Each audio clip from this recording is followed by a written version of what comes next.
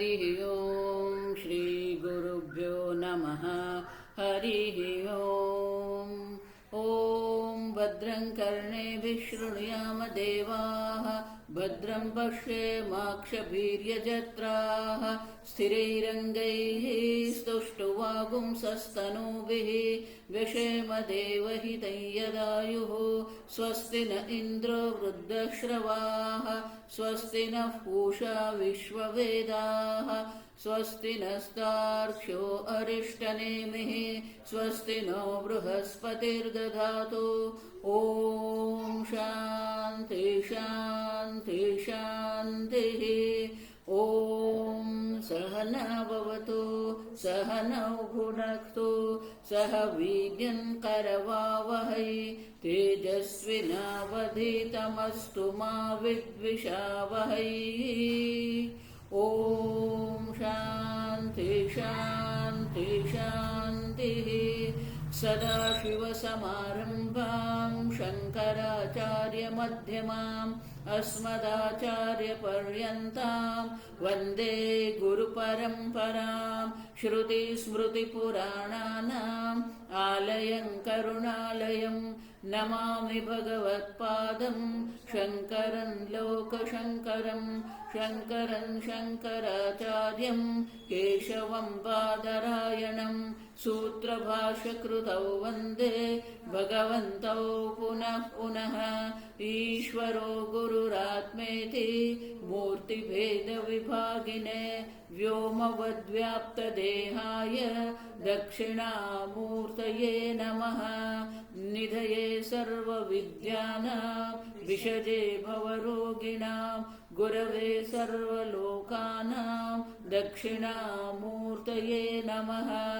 ॐ नमः प्रणवार्थाय शुद्धज्ञानैकमूर्तये, निर्मलाय प्रशान्ताय दक्षिणामूर्तये नमः। प्रज्ञानांशुप्रदानैः स्थिरचरनिकरव्यापिभिर्व्याप्य लोकान्, भुक्त्वा भोगान् सविष्टान् पुनरपि धिषणोद्भासितान् कामजन्यान्, वित्त्वा सर्वान् विशेषान् स्वपिति मधुरभुं मायया भोजयन्नः। मायासङ्ख्यातुरीयं परममृतमजं ब्रह्म यत्तन्नतोऽस्मि। यो विश्वात्मा विदिजविषयान् प्राश्य भोगान् स्थविष्ठान्, पश्चाच्चान्यान् स्वमतिविभवान् ज्योतिषा स्वेन सूक्ष्मान्, सर्वानेतान् पुनरपि शनैः स्वात्मनि स्थापयित्वा, हित्वा सर्वान् विशेषान् विगतगुणगणः पात्वसौ न स्तुरीयः।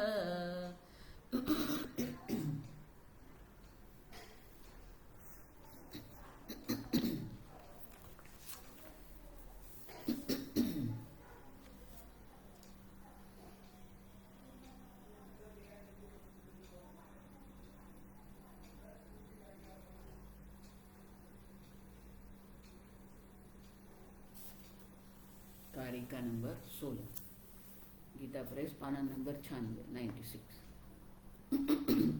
जीवं कल्पयते पूर्वं, जीवं कल्पयते पूर्वं, ततो भावान् पृथग्विधान्, ततो भावान् पृथग्विधान्, बाह्यानाध्यात्मिकांश्चैव, बाह्यानाध्यात्मिकांश्चैव, यथा विद्यस्तथा स्मृतिः, यथा विद्यस्तथा स्मृतिः। अगले पन्ने पर भाष्य।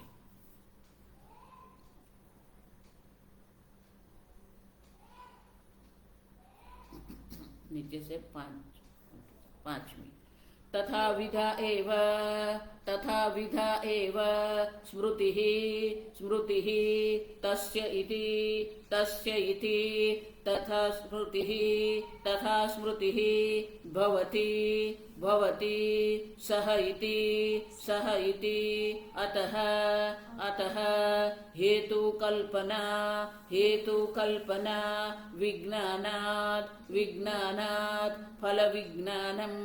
फलविज्ञानं ततः ततः हेतुफल हेतुफल स्मृतिः स्मृतिः ततः ततः तद्विज्ञानं तद्विज्ञानं तदर्थक्रियाकारक तदर्थक्रियाकारक तत्फलभेद विज्ञानानि तत्फलभेद विज्ञानानि।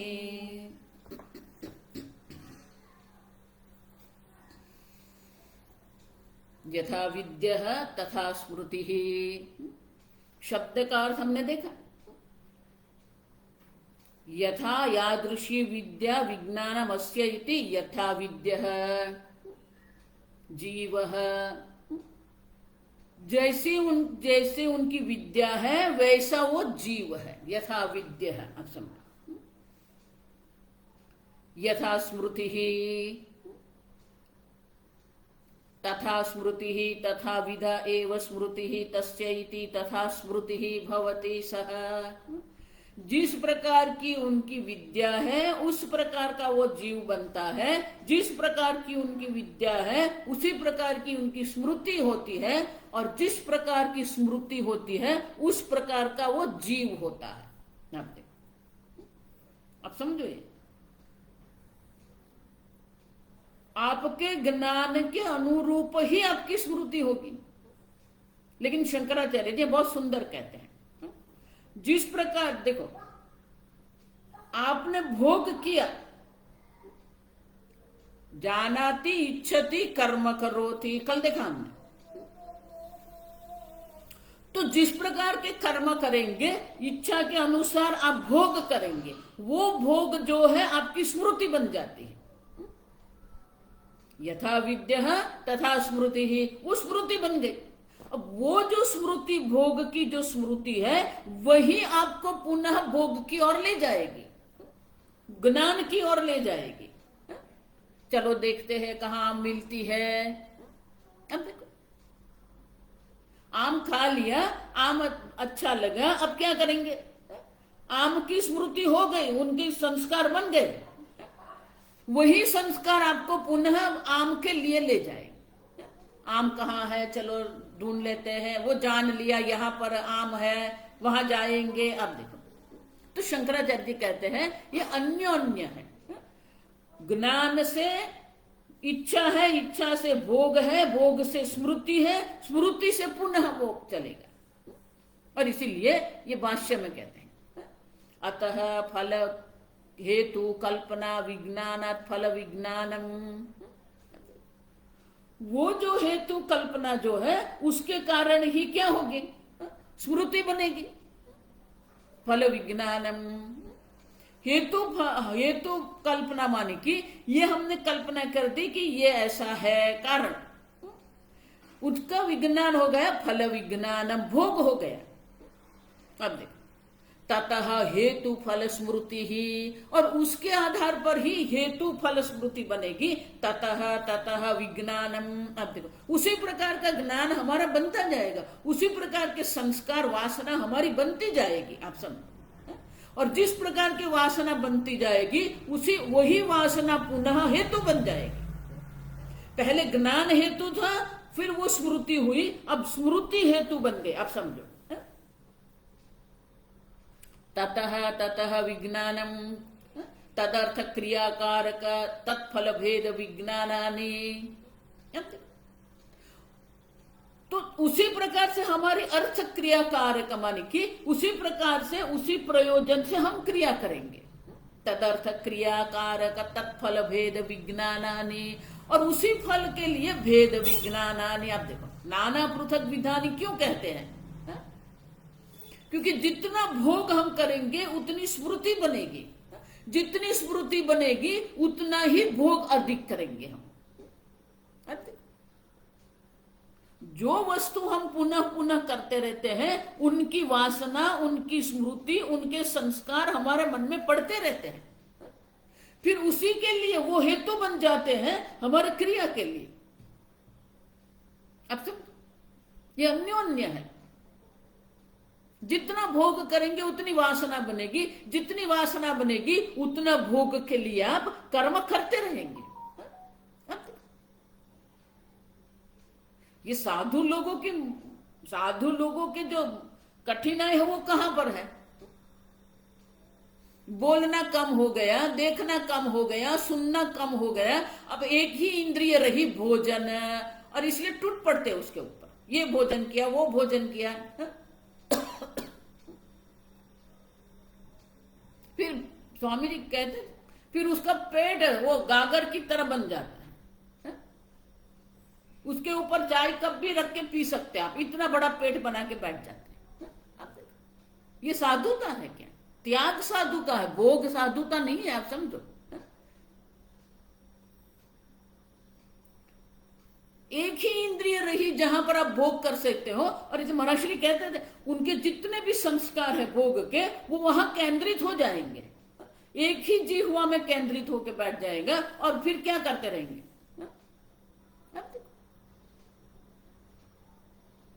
क्योंकि अन्य आनंद तो रहा नहीं है, देखना नहीं है, जाना नहीं है, बोलना नहीं है, संबंध नहीं है। अब संबंध का भी आनंद होता है, बोलने का आनंद होता है, सुनने का आनंद होता है, ये सब बंद हो गया, बाकी रही एक ही इंद्रिय।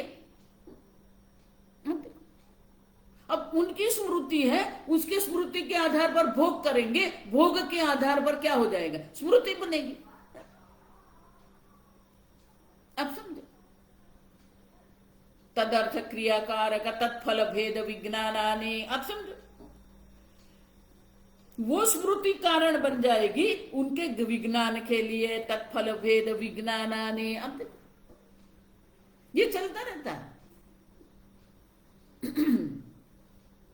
अब अच्छा आगे कह रहे, तेभ्यः तेभ्यः तत्स्मृतिः तत्स्मृतिः तत्स्मृतेश्च तत्स्मृतेश्च पुनः पुनः तद्विज्ञानानि तद्विज्ञानानि इति एवं बाह्यान् बाह्यान् आध्यात्मिकान् च इतर निमित्त नैमितिक भावेन अनेकधा कल्प्यते अतः तेभ्यः। उसी प्रकार से वो जो हमारे मन में स्मृति बनी है, वो तेभ्यः तत्स्मृति ही उनकी स्मृति है। तेभ्यः वो भोग के कारण हमारे मन में वो स्मृति बनती है। तत्स्मृतेश्च पुनः तद्विज्ञानम, वो स्मृति के कारण वो विज्ञान माने कि वो भोग करेंगे हम। इति एवं, इस प्रकार से बाह्यान आध्यात्मिकान, बाह्य विषय जो है और आध्यात्मिक इंद्रिय मन आदि जो है वो इतर निमित्त नैमित्तिक। अब देखो, अन्योन्य के निमित्त बनते हैं, अन्योन्य के नैमित्तिक भी बनते हैं। कार्य, निमित्त मानी कारण है, नैमित्तिक मानी कार्य है।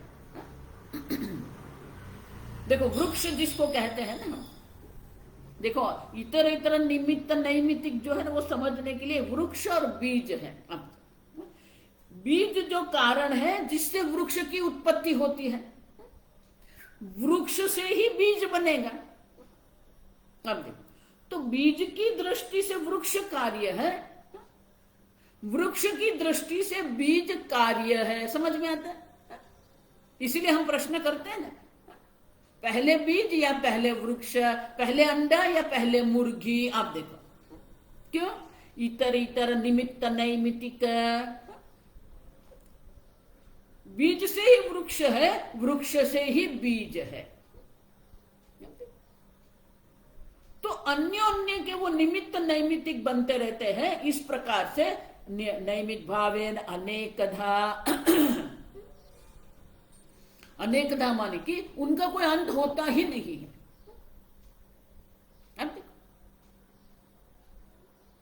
तो जिस प्रकार के कर्म करते रहेंगे उसका संस्कार बनते रहेंगे, जिस प्रकार का ज्ञान होगा उस प्रकार के भोग रहेंगे। वो भोग के लिए पुनः आप कर्म करेंगे, वो कर्म के कारण, वो भोग के कारण पुनः स्मृति बनेगी। अच्छा, तो जब ये निमित्त नैमित्तिक अन्य के निमित्त नैमित्तिक जब बन जाते हैं, तो फिर वो क्या होता है, वो अनंत काल तक चलता रहता है। इसीलिए भगवान क्या कहते हैं, ये संसार वृक्ष जो है वो अव्यय है। अव्यय क्यों है? क्योंकि ये शरीर जो है नए कर्म उत्पन्न, मनुष्य शरीर में नए कर्म उत्पन्न करते हैं, वो कर्म के भोग के लिए हमें नया शरीर प्राप्त होता है। वो शरीर में हम भोग करेंगे, वो भोग की स्मृति बनेगी, मात्र ये जीवन में नहीं। आप समझो, जन्मों जन्म से यही हम करते आए हैं, यही जीव कर रहा है। आप समझो, पुनः जब मनुष्य जीवन प्राप्त होगा, पुनः नए कर्म करेंगे। आप समझो, आप अगर सोच रहे हो कि नहीं नहीं स्वामी जी हमने ऐसे एक दो कर्म कर दिए, नहीं, एक मनुष्य जन्म में आप इतने कर्म करते हैं, इतने भोग करते हैं, और उनकी इतनी हमारी वासना संस्कार बनते हैं कि हमें अनंत जन्म लेने पड़ते हैं। इतर इतर निमित्त नैमित्तिक भावेन। तो ये इस जीवन की बात नहीं है, अनंत जीवन की बात है। हमारे इतने सारे ऐसे कर्म होते हैं, ऐसे पाप कर्म होते हैं, जिसके लिए हमें विशेष प्रकार के शरीर धारण करना पड़ता है। अब समझो, प्रत्येक कर्म के लिए विशेष प्रकार की योनि मिलेगी और विशेष प्रकार के भोग हमें करना पड़ेगा। कर्मों को इतने हल्के से मत लो, अधर्म को इतने हल्के से मत लो, भोग को भी इतने हल्के से मत लो, क्योंकि वही भोग आपके अंदर स्मृति बनाते रहते हैं। अब तो ये इतर इतर जो है, अगर उसको तोड़ना है, ये जो एक श्रृंखला बन गई है, निमित्त नैमित्तिक की क्या बन गई है, एक श्रृंखला बन गई है। अब उसको अगर आपको तोड़ना है तो कहां आप तोड़ेंगे? आप संस्कार तो आप बदल नहीं सकते हैं। एक ही है, आप भोग पर, दमः उसको कहते हैं, बाकी इंद्रिय निग्रह। अब देखो, दमः जो है, ये जो श्रृंखला है, उसको तोड़ने के लिए दमः ही काम आता है। आप अपने भोग पर नियंत्रण कर दो, आपकी इंद्रियों पर नियंत्रण करो, धीरे धीरे वो भोग बुद्धि चली जाएगी। बुढ़िया बाबा कहते थे कि इंद्रियों पर नियंत्रण है, उसका अर्थ क्या हुआ? मात्र भोग न करना दमः नहीं है। आप समझो, बुढ़िया बाबा कहते थे कि आप जो भोग करते हो, जो आपको अत्यंत प्रिय है, अब देखो, तो वो दृष्टांत दे दे, अगर आपको लड्डू अत्यंत प्रिय है, तो हमारे अंदर भोग बुद्धि ऐसी होती है कि लड्डू सुनते ही हमारे जिह्वा पर रस आ जाता है, पानी निकलता है मुंह से। बोले कि आपकी जिह्वा पर वो रस भी, पानी भी नहीं निकलना चाहिए, तो वो दमः है। अब हमने तो क्या है, वो देखा, ले लिया, खा लिया, मतलब ये खमण था, बहुत अच्छा, ले लिया, खा लिया। अब समझो, हमारी इंद्रियों पर ही हम चलते रहते हैं। आप कितना भी वेदांत तो सुनो, आप कितनी भी तपश्चर्या करो, आपकी इंद्रिय पर ही आपका नियंत्रण नहीं है, पहला ही नहीं, दमः शमः। आप क्यों? इतर इतर निमित्त नैमित्तिक भावानि। अब देखो, अब समझो, कहीं ना कहीं तो ये जो अन्योन्य आश्रित जो है, उसको तोड़ना पड़ेगा आपको। और इसलिए गौड़पादाचार्य जी कहते हैं, इस प्रकार से जीवम कल्पयते, इस प्रकार से ये जीव की कल्पना हुई है जो अनित्य नैमित्तिक है। यथा विद्य तथा स्मृति ही। अब उसके अनुरूप हम कर्म करेंगे, वो कर्म कर दिया और उसके हमारे मन में संस्कार, स्मृति बन गई, वो स्मृति से ही हम भोग करेंगे, वो भोग के लिए पुनः कर्म करेंगे। अब देखो, और इसलिए क्या कहते हैं, ततः भावान पृथक विधान। और इसीलिए उसके कारण ही अनेक प्रकार के, परमात्मा ने इतने लोक क्यों बनाए हैं, इतनी योनियां क्यों बनाई हैं? क्योंकि हमारे कर्म ऐसे हैं। एक एक कर्म के लिए एक एक योनि हमें चाहिए। अब सब 84 लाख योनि हम क्यों कहते हैं? क्योंकि हमारे कर्म ऐसे हैं। भगवान अपनी इच्छा से ये नहीं बना रहे। हमारे जिस प्रकार के कर्म होंगे उस प्रकार की योनि हमें प्राप्त होती है, उस प्रकार के भोग भगवान यहां उत्पन्न करते हैं। तो अपनी इच्छा से भगवान नहीं बना रहे हैं। आपके जिस प्रकार के कर्म है उसका जो कर्म फल भोग है उनके अनुरूप विषय की भी उत्पत्ति होती है।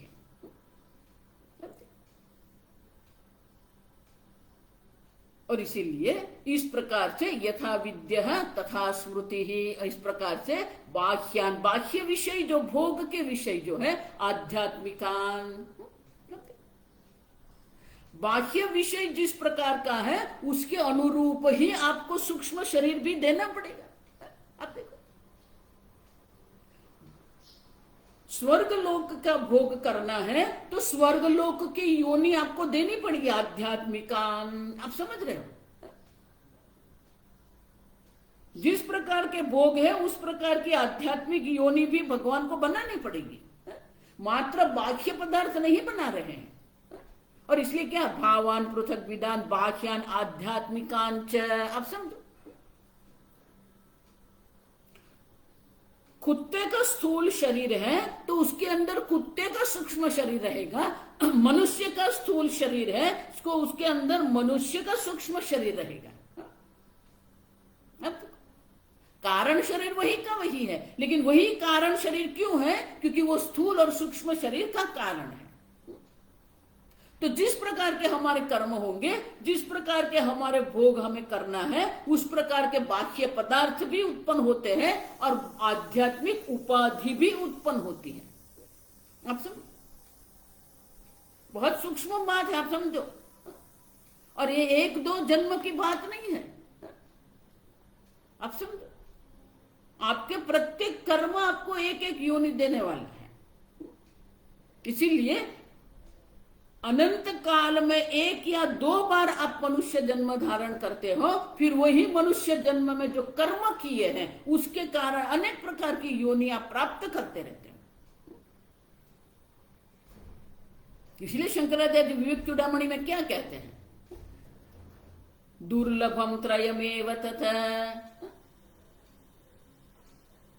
दैवानुग्रह हेतुकम। ईश्वर के अनुग्रह से ही ये तीन प्रकार की दुर्लभ वस्तु हमें प्राप्त होती है। मनुष्यत्व, ये मनुष्य शरीर जो है, अब वही मनुष्य शरीर पुनः हम भोग में ही लगा देते हैं। मनुष्य बन के भी हम प्राणी जीवन जी रहे हैं। आहार निद्रा भय मैथुना नराणाम पशुभिः समाना, वही हम पड़े रहते, वही आहार, वही निद्रा, वही भय, वही मैथुन।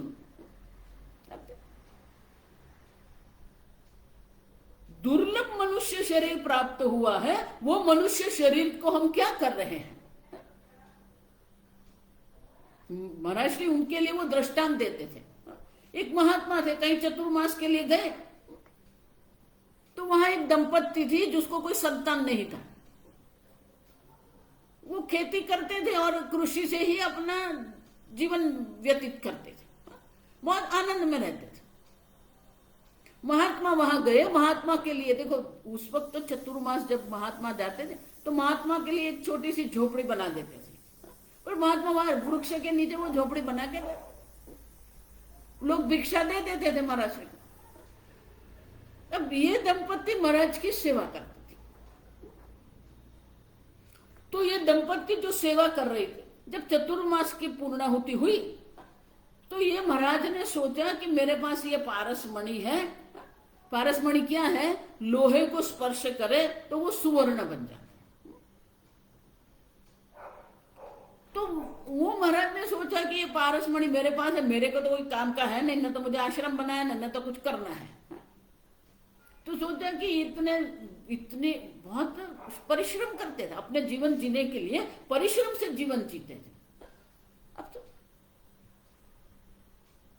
तो उन्होंने कहा कि देखो एक विशेष प्रकार का पत्थर है, मैं आपको दे रहा हूं। कई बार ऐसा होता है कि हम सोचते हैं कि सब जानते हैं, लेकिन कई बार लोग नहीं जानते होते। तो ये बात यही हुई, ये महाराज ने सोचा कि ये लोग जानते होंगे ये पारसमणि है और दे दिया, बताया नहीं कि ये पारसमणि है। अब वो तो चले गए। अब ये दोनों ने सोचा कि ये महाराज ने दिया है, अच्छा है, तो रख दिया। तो वैसे ही रख क्या था, वो पत्थर है, महाराज ने दिया है, अच्छा है, रख दिया। अब एक दिन कोई चटनी बनानी थी, कुछ मिला नहीं, तो वो जो दंपति जो कृषि की पत्नी थी, कृषिकार की पत्नी, उसने उसे चटनी बनाई। अब चटनी अच्छी बन गई, तो उसने सोचा ये अच्छा है, तो उसने रसोई में उनका उपयोग करना आरंभ कर दिया। वो कृषिकार जो था उसको कुछ पता नहीं था, वो कभी वो रसोई में जाता नहीं था, तो उसको कुछ पता नहीं था, उसका कोई ध्यान भी नहीं था। अब 2-4 वर्षों के बाद जब महात्मा पुनः आए तो देखा कि वैसे की वैसे ही रह रहे हैं। तो उनको आश्चर्य हुआ। फिर वो दंपति जब आए तो सीधा ही पूछ लिया, अरे मैंने आपको वो दिया था ना पारसमणि। तो वो दोनों एक दूसरे को और देखने लगे, पारसमणि महाराज? कौन पारसमणि? हमारे पास तो कुछ पारसमणि नहीं है। बोले इतना कीमती मैंने आपको पारसमणि, कीमती आपने दिया था, हमारे पास तो ऐसा कुछ भी नहीं है। अब क्योंकि वो उनको जानते ही नहीं थे कि ये पारसमणि है, और इतना कीमती है वो भी नहीं जानते थे। तो दोनों को एक दूसरे को देखने लगे। फिर महाराज ने सोचा कि उन लोगों को वो जानते ही नहीं है पारसमणि किसको कहते हैं, और इसलिए फिर कहा, अरे वो जाते वक्त मैंने आपको वो पत्थर दिया था ना, अच्छा वो पारसमणि है। बोले हाँ। उसी प्रकार से ये मनुष्य रूपी पारसमणि हमें प्राप्त हुआ है जो मोक्ष के लिए है, लेकिन हमारी बुद्धि कहाँ चलती है? भोग में चलती है। आप देखो, आप समझो, दुर्लभम त्रयमेव तत्, ये मनुष्यत्व प्राप्त होना ही दुर्लभ है। मनुष्य दुर्लभ मनुष्य शरीर। भागवत में तो भगवान क्या कहते हैं 11वें स्कंद में, दुर्लभ नहीं। आप देखो, दुर्लभम सुदुर्लभम नृदेहम प्लवम। अब दुर्लभ ही नहीं हे उद्धव, ये मनुष्य शरीर दुर्लभ नहीं, अत्यंत दुर्लभ है। देखो, इसलिए मैंने कहा अनंत जन्म में कहीं एक बार हमें मनुष्य शरीर प्राप्त होता है। वो मनुष्य शरीर में हम इतने कर्म करते हैं, इतने धर्म अधर्म करते हैं कि नए जन्म का कोई अंत नहीं रहता। आप समझो, दुर्लभम सुदुर्लभम नृदेहम। अब देखो, प्लवम, प्लवम मानी क्या है? वो ये भवसागर पार करने के लिए ये प्लव है। गुरु कर्णधारम, गुरु है जो नाविक है। मयाईरितम नभस्वता, और मैं सब प्रकार का अनुग्रह अनुकूलता करके रखता हूं। फिर भी क्या है? पुमान भवाब्धिम न तरेत, ये मनुष्य भवसागर पार करने का प्रयत्न ही नहीं कर रहा है, स आत्मा, वो आत्महत्या कर रहा है। अब देखो, हम यही यथा विद्या तथा स्मृति, उसी में गोल गोल घूमते रहते हैं हम। अब मनुष्यत्वम मुमुक्षुत्वम, मोक्ष की इच्छा नहीं। कौन मोक्ष की मोक्ष की बात कर रहे हो? आज मुझे ये भोजन मिला कि नहीं, आज मुझे वो व्यक्ति मिली कि नहीं, आज मुझे इतना धन मिला कि नहीं, बस वही हमारा जीवन है। अब देखो,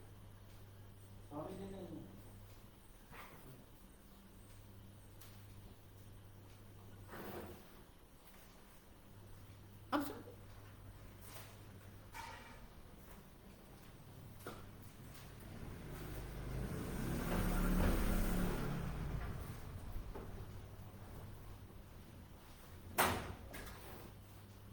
बुद्धि गोल घूम के कहां पर आके रुक जाती है। आप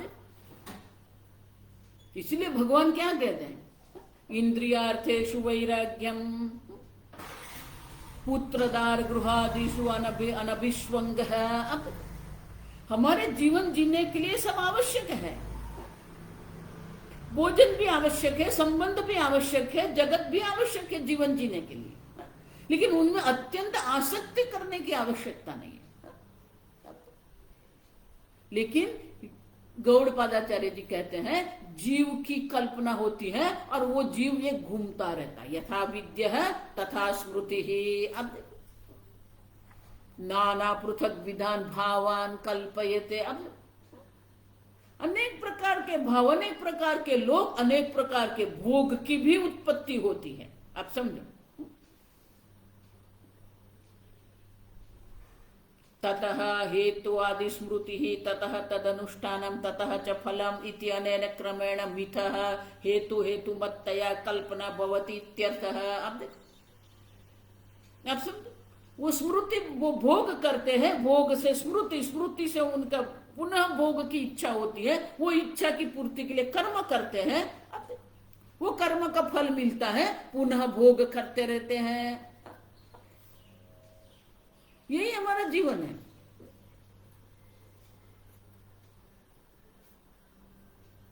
इसका अर्थ क्या हुआ?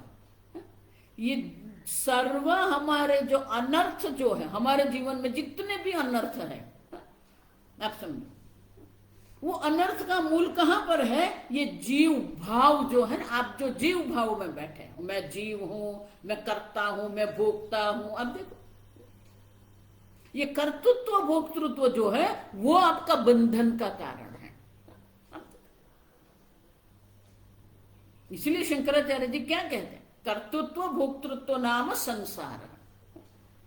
बाहर कोई संसार नहीं। आप देखो, हम पंचदशी में देख के गए, द्वैत विवेक प्रकरण में स्पष्ट है कि बाहर जो है वो तो ईश्वर सृष्टि है, लेकिन उसमें जो भोग बुद्धि हम करते हैं, उसमें जो हम सुख बुद्धि करते हैं, वो जीव सृष्टि है। आपका जो कर्तृत्व भोक्तृत्व है वो सृष्टि है, जीव सृष्टि है। वल्लभाचार्य जी कहते हैं ये कर्तृत्व भोक्तृत्व से ही आगे क्या होता है? अहंता ममता इति संसार है। ये उपाधि मैं हूं और ये सब मेरे हैं। उसी में हमारी बुद्धि चलती रहती है। अब सुन, तो बोले ये जीव की जो कल्पना की गई है, इदानीं जीव कल्पना निमित्तम निरूपयति।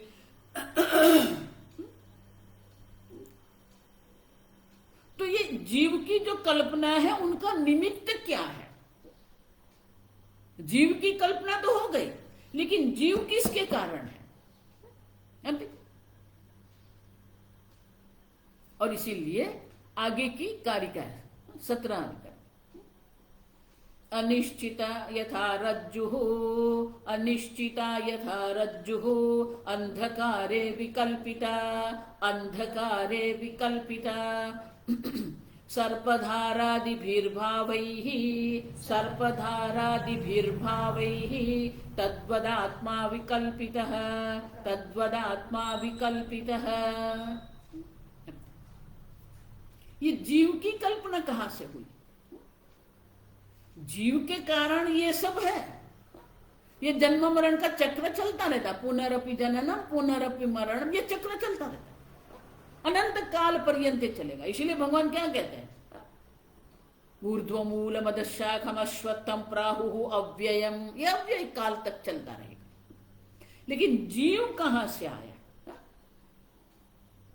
यथा जीव कल्पना निमित्तम निरूपयते अनिश्चितता। अब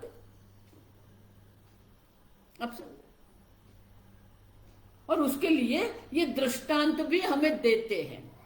वो दृष्टांत क्या है? यथा रज्जु अंधकारे विकल्पिता।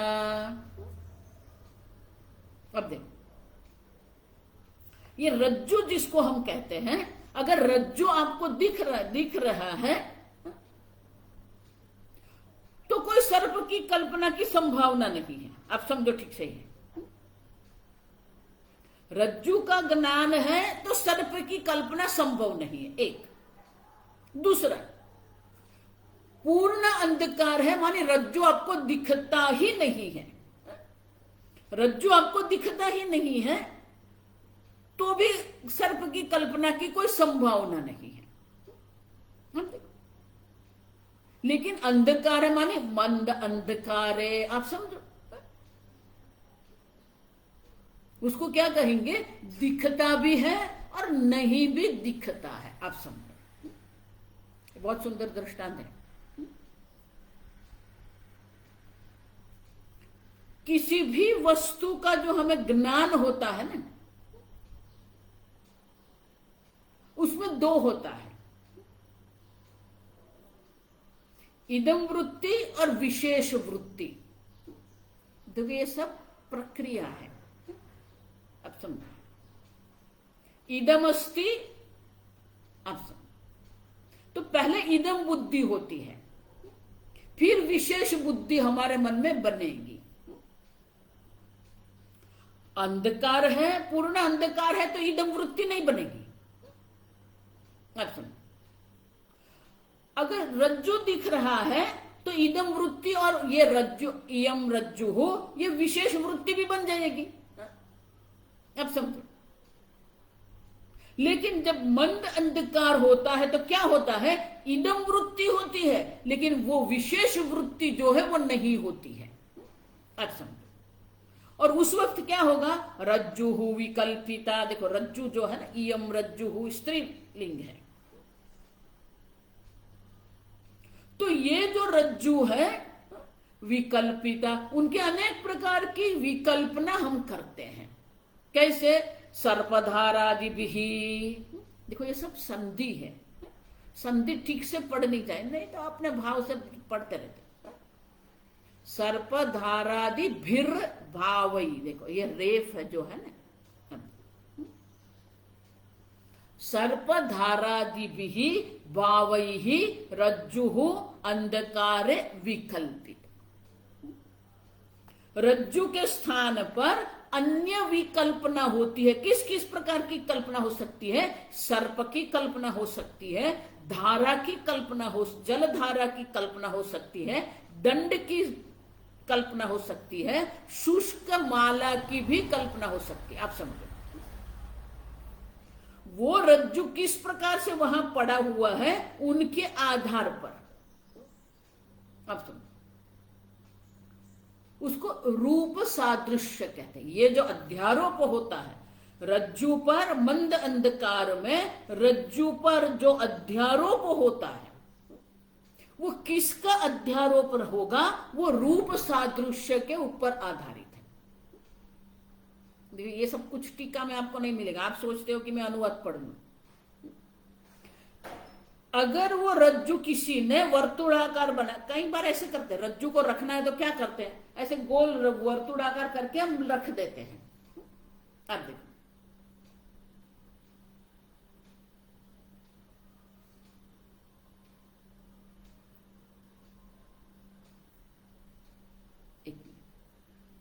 કોઈ સામેના ઘરનું પૂછે છે, એ લોકોનું ઘર બંધ છે સામે।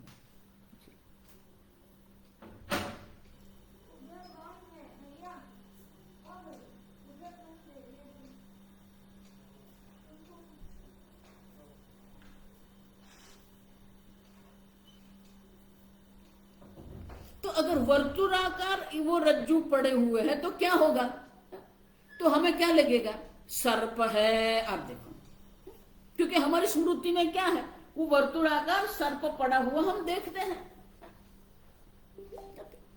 अगर वो रज्जु ऐसे वक्र आकार में पड़ी हुई, लंबे हुए पड़ी हुई, तो क्या होगा, हमें लगेगा जलधारा है। अगर वो ऐसे ही पड़ी हुई है तो शुष्क माला है। अब देखो, रूप सादृश्य कहते हैं, और इसलिए कहते हैं कि जिस प्रकार से वो रज्जु वहां पड़ी हुई है, उनके रूप के सादृश्य अनुसार हमारे मन में कल्पना बनेगी। अब देखो, तो दृष्टांत गौड़पादाचार्य जी देते हैं, और दृष्टांत के द्वारा ये जीव की कल्पना का निमित्त क्या है वो हमें दर्शाते हैं। जिस प्रकार से रज्जु में रज्जु अंधकार विकल्पिता, जिस प्रकार से मंद अंधकार में रज्जु पर अनेक प्रकार की कल्पना हो सकती है, उसी प्रकार से तद्वत आत्मा विकल्पित है, उसी प्रकार से आत्मा का भी क्या हो गया, विकल्पित है। अब वो जीव भाव की कल्पना करके हम बैठते हैं। मैं मनुष्य हूं, वो कुत्ता है, वो मच्छर है, वो हाथी है, वो देव है, वो इंद्रिय है, वो प्रजापति है। आप देखो, अब भाष्य पढ़ेंगे। तत्र तत्र जीव कल्पना सर्वकल्पना मूलम इति उक्तम सा एव जीव कल्पना किम निमित्ता इति दृष्टान्तेन प्रतिपादयति।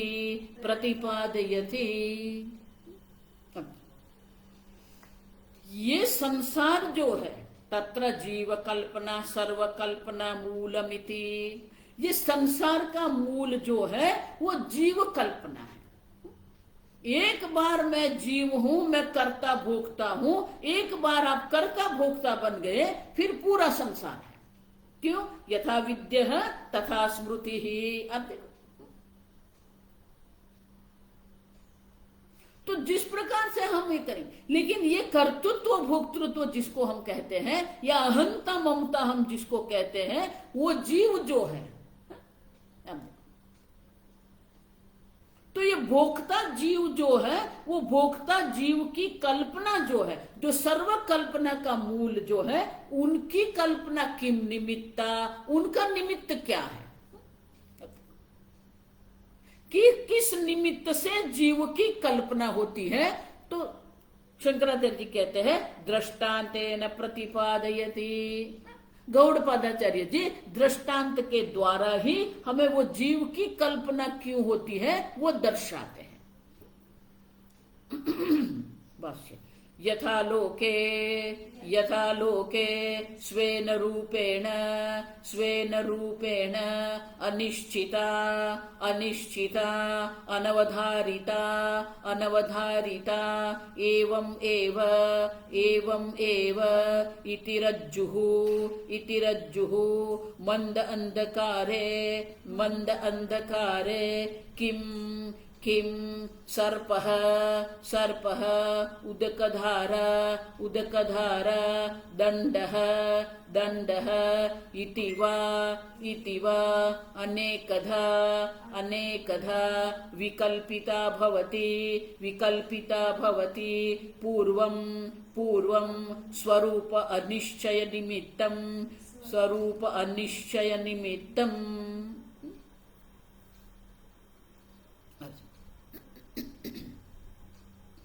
यथा लोके स्वेन रूपेण अनिश्चिता यथा,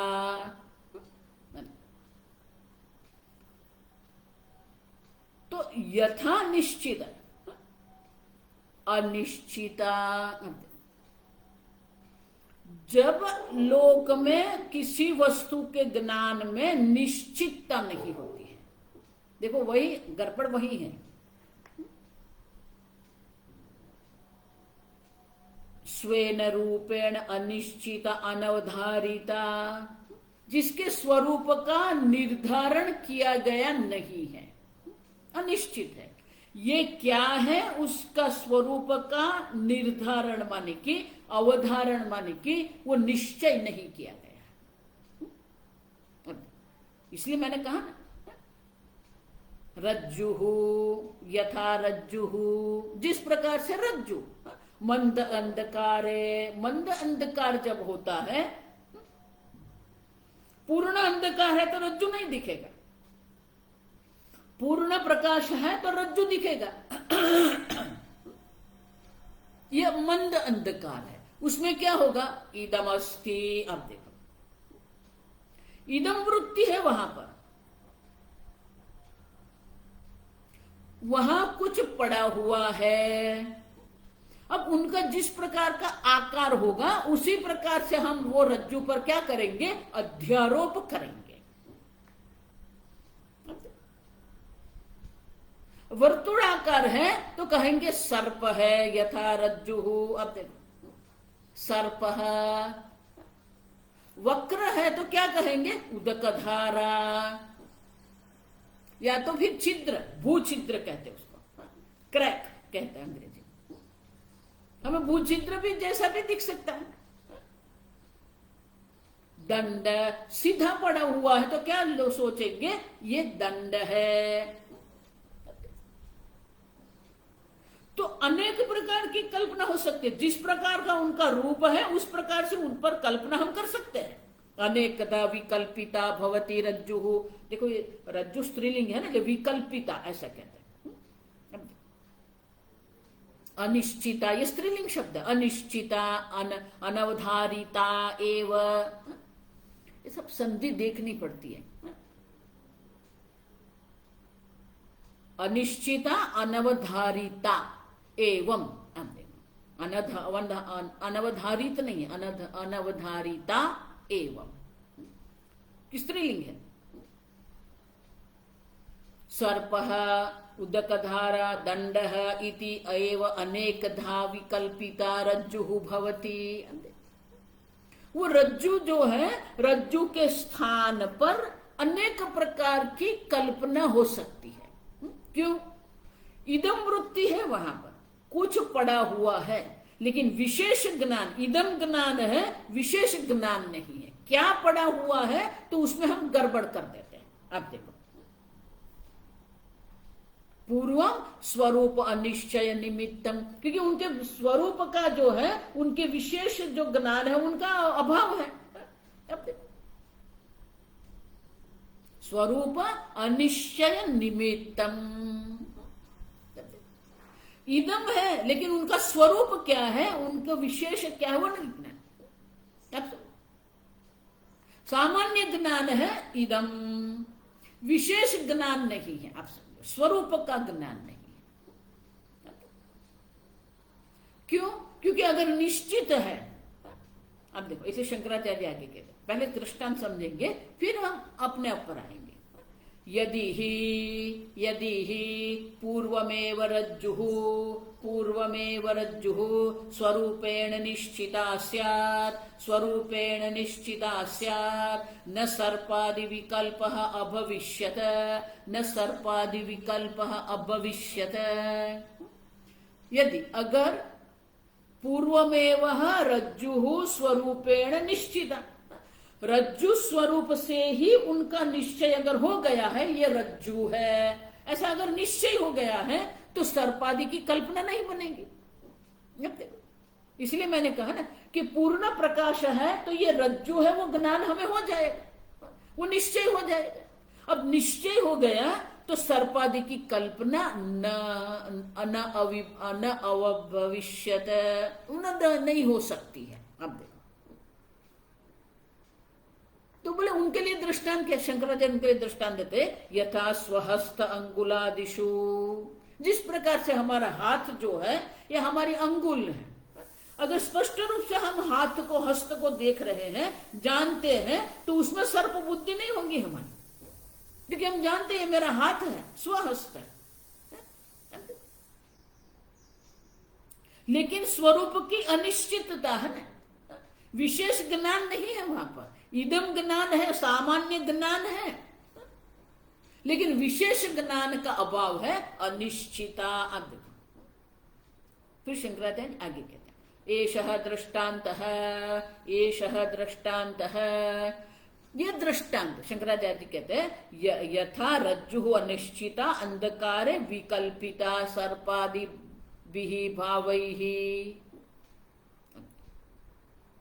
जिस प्रकार से अनिश्चित रज्जु जो है मंद अंधकार में क्या होगा, अनेक प्रकार के रज्जु पर हम अनेक प्रकार की कल्पना करते हैं। तद्वत माने क्या है, कारिका में क्या है, तद्वत आत्मा विकल्पित, उसी प्रकार से ये आत्मा में अनेक प्रकार की कल्पना हुई है। अब ठीक से अभी समझो,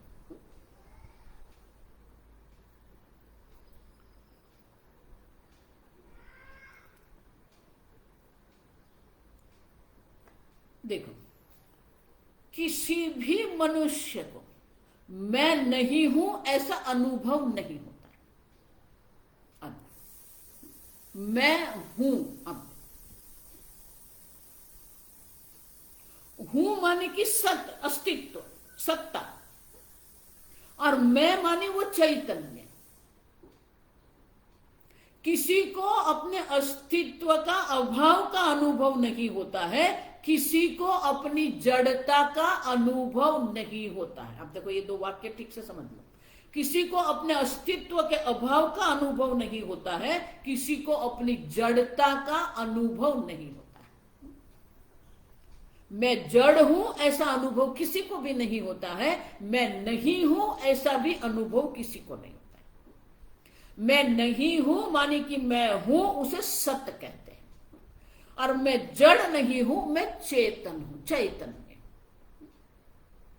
सीधे शब्द में कहे तो सत और चित्त जो है सब जानते हैं। अब किसी को भी वो कहने की आवश्यकता नहीं है तू है, तू चेतन है, किसी को भी नहीं। मानी अपने सत स्वरूप, चित स्वरूप का ज्ञान सबको है, लेकिन ये सत और चित्त का जो ज्ञान है वो इदम सामान्य ज्ञान है। आप देखो, सत मानी सत्ता, चित्त मानी चैतन्य। तो सामान्य ज्ञान है मैं हूं, आप समझो, लेकिन स्वरूप अनिश्चय। जो आपका जो स्वरूप जो है, आपका अस्तित्व का आपको ज्ञान है, आपके चैतन्य का आपको ज्ञान है, लेकिन आपके स्वरूप का ज्ञान नहीं है। और वो ज्ञान न होने के कारण क्या होता है, आप सत है, आपकी सत्ता है, लेकिन आपकी सत्ता का जो स्वरूप है, आपकी सत्ता का स्वरूप क्या है, आपकी सत्ता नित्य है। सत्ता जो है वो काल में मर्यादित नहीं है, नित्य है। लेकिन वो सत्ता को हमने क्या कर दिया, जन्म और मृत्यु के मध्य में मर्यादित करके रखा है। मेरा जन्म हुआ, मेरी मृत्यु होगी, तो आपने अपनी सत्ता को कहां मर्यादित करके रखा है, जन्म मृत्यु के मध्य में वो सत्ता को मर्यादित करके हमने रखा है।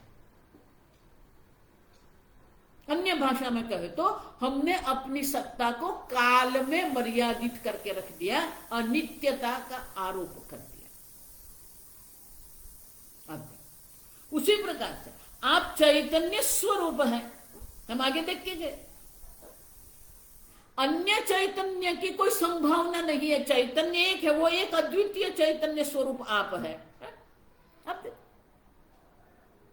और अगर आप एक चैतन्य है, दूसरा कुछ है नहीं, अद्वितीय। आप देखो, एक चैतन्य मात्र नहीं है, अद्वितीय माने कि दूसरा कोई चैतन्य नहीं है।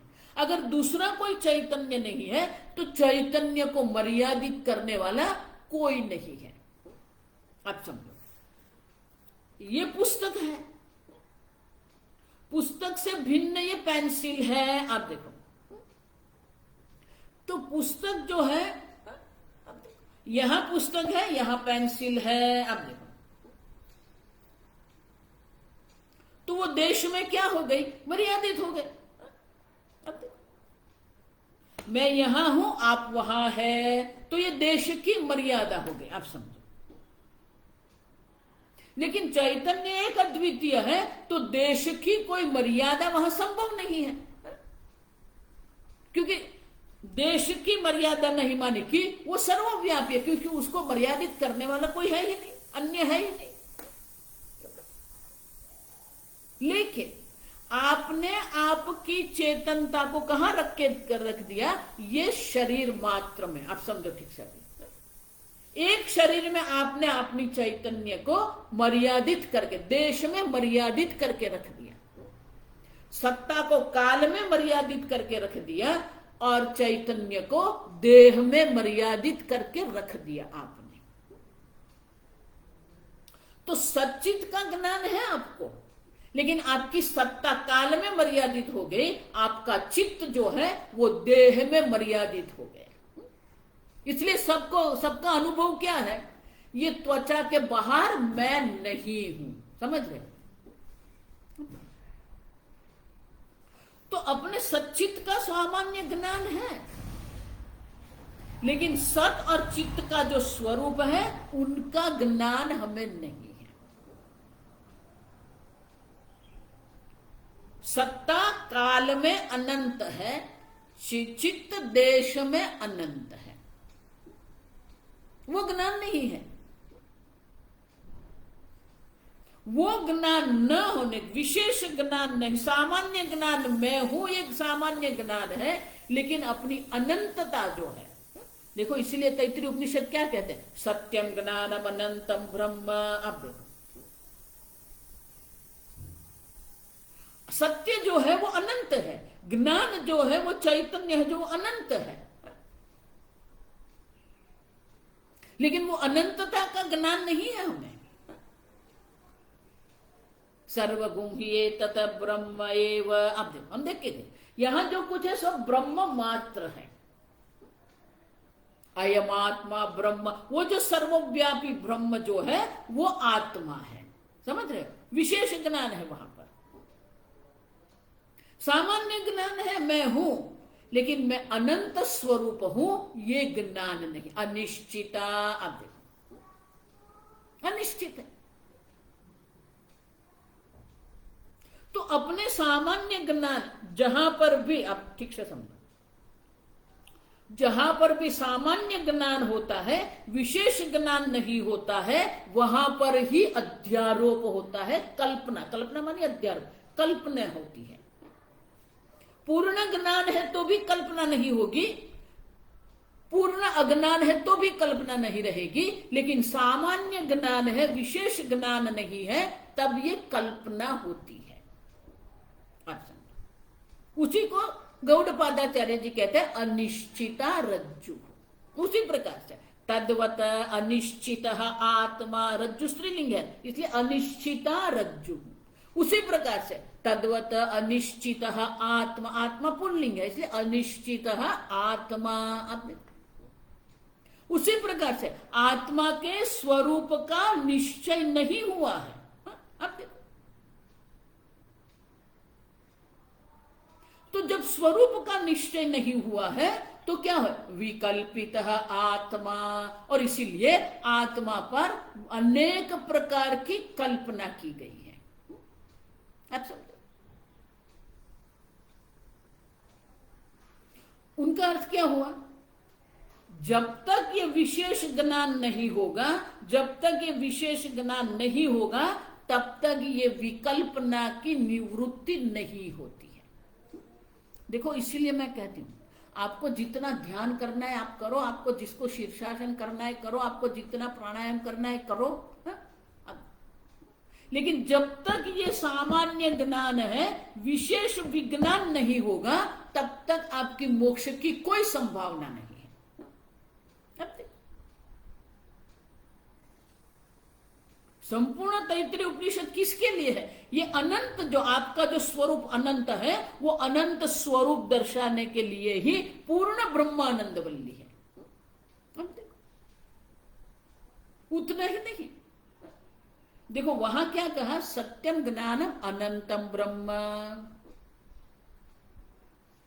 सत्य माने सत, ज्ञान माने चित्त।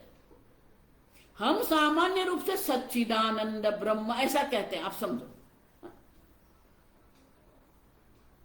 वहां तो अनंत कहा है, अनंत है, यहां आनंद है, आप समझो। तो बोले ऐसा क्यों है, सत्यम ज्ञानम अनंतम ब्रह्म ये स्वरूप है, आप समझो, स्वरूप लक्षण है। लेकिन हमारे अनुभव की दृष्टि से देखते हैं तो वो सच्चित आनंद है। दोनों एक ही है, लेकिन उनकी एक अभिव्यक्ति अलग प्रकार से। अब वो जो सत्य जो है, वो सत्य को हमने काल में मर्यादित करके रख दिया, मैं मर्त्य हूं। अब देखो मृत्यु की कल्पना क्यों हुई? क्योंकि सत्य को हमने काल में मर्यादित करके रख दिया, इसलिए हमने अपने ऊपर मृत्यु की कल्पना करके रख दी, मैं मर्त्य हूं। उसी प्रकार से चैतन्य को एक देह में मर्यादित करके रख दिया, और इसलिए क्या हो गया? मैं अल्प हूं। अब देखो, तो आप अल्पता में बैठ गए। अब वो जो सत्य की मर्यादा जो है, वो मर्त्यपना जो है, और वो जो चैतन्य आप है, उसके स्थान पर मैं देह हूं, मैं जड़ हूं, आपको जड़ बना दिया। अब देखो,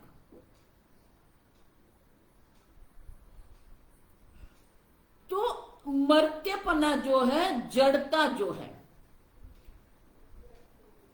आप समझो, किसी भी मनुष्य को ये कहने की आवश्यकता नहीं है तू मर्त्य है। सब अपने को मर्त्य मानते ही हैं। किसी को कहने की जरूरत नहीं है तू देह है। जन्म से ही अपने को देह वो मानता है, सहज अध्यास कहते हैं उसको। अब देह में अहम बुद्धि करके रखी है, तो देह मर्त्य है, मैं मर्त्य हूं। इसका अर्थ क्या हुआ? ये आपका दुख का कारण है। समझ रहे? देखो, ये क्रम अगर नहीं समझेंगे ना तो सब गड़बड़ है। सामान्य ज्ञान है, विशेष ज्ञान नहीं है। विशेष ज्ञान में भी क्या हो गया? मैं मर्त्य हूं, मैं जड़ हूं, मैं अल्प हूं। वही मर्त्य, वही अल्पता आपके दुख का कारण है। आप समझो, आपका दुख का कारण क्या है? शीतलता आपका दुख का कारण नहीं है, पत्नी आपका दुख का कारण नहीं है। आप समझो, पति आपका दुख का कारण नहीं है। हमारे दुख का कारण हम क्या बताते हैं? ये हमें नहीं पसंद है, ये पसंद है, इसके कारण मैं दुखी हूं, उसके कारण मैं दुखी हूं। आप मुख्य जो स्वामी जी उसको फंडामेंटल प्रॉब्लम कहते हैं, मूलभूत समस्या। हमारे मूलभूत समस्या जो दुख की है वो क्या है? मैं मर्त्य हूं, मैं जड़ हूं, मैं अल्प हूं। आप और उसके कारण आप क्या हो गए? मैं दुखी हूं। आप दुखी नहीं है, वो दर्शाने के लिए क्या कहते हैं? आप आनंद स्वरूप। आप समझ गए? अभी सच्चित आनंद शब्द का प्रयोग क्यों करते हैं? क्योंकि आपने अपने बारे में ये निर्णय करके रखा है, निश्चय करके रखा है, मैं दुखी हूं। और उसके लिए कहते हैं आप आनंद स्वरूप है। लेकिन वो दुख का कारण क्या है? अल्पता है। आप अपने आप को काल में मर्यादित करके रखते हो, देश में मर्यादित करके रख दिया, वो अल्पता आपका दुख का कारण है। तो अनंत शब्द जो है वो निमित्त है। आप समझ रहे हो? अल्पता आपका दुख का कारण है, तो अनंतता आपके आनंद का कारण है। अनंत जो है वो निमित्त है, और उनका जो अनुभूति जो है वो आनंद है। आप समझ? तो आनंद आपका स्वरूप है। आनंद और अनंत दो नहीं है। जहां पूर्णता है वहां ही आनंद। अल्पे सुखम नास्ति, छांदोग्य उपनिषद के 7वें अध्याय में। लेकिन हमारी बुद्धि अल्पता में ही घूमती रहती है। अल्पता से ऊपर उठती ही नहीं है हमारी बुद्धि, और वो हमारे दुख का कारण है। अब देखो, वही हमारे पास अनेक प्रकार की कल्पना करवाती है। ये अनिश्चितता जो है, आत्मा के स्वरूप का जो अनिश्चय जो है, अनिश्चितता जो है, वही हमारे पास अनेक प्रकार की आत्मा के बारे में कल्पना करवाती है। अब देखो, तो स्वरूप का अनिश्चय जो है, सामान्य ज्ञान है। जिस प्रकार से रज्जु का सामान्य ज्ञान, इदम अस्ति ये ज्ञान है, इदम किम वो ज्ञान नहीं है। उसी प्रकार से मैं हूं ज्ञान है, लेकिन मेरा स्वरूप क्या है वो स्वरूप का ज्ञान नहीं है। इसके कारण अपने ऊपर हम अनेक प्रकार की कल्पना करके रखते हैं। वो किस प्रकार से कल्पना करते हैं, शंकराचार्य जी वो दर्शाते हैं, संक्षेप में पहले दर्शाते हैं, आप समझे, वो हम कल देखेंगे। ओम असतो मा सद्गमय तमसो मा ज्योतिर्गमय मृत्योर्मा अमृतंगमय। ओम पूर्णमदः पूर्णमिदं पूर्णात् पूर्णमुदच्यते पूर्णस्य पूर्णमादाय पूर्णमेवावशिष्यते। ओम शांति शांति शांति। हरि ओम। श्री गुरुभ्यो नमः। हरि ओम।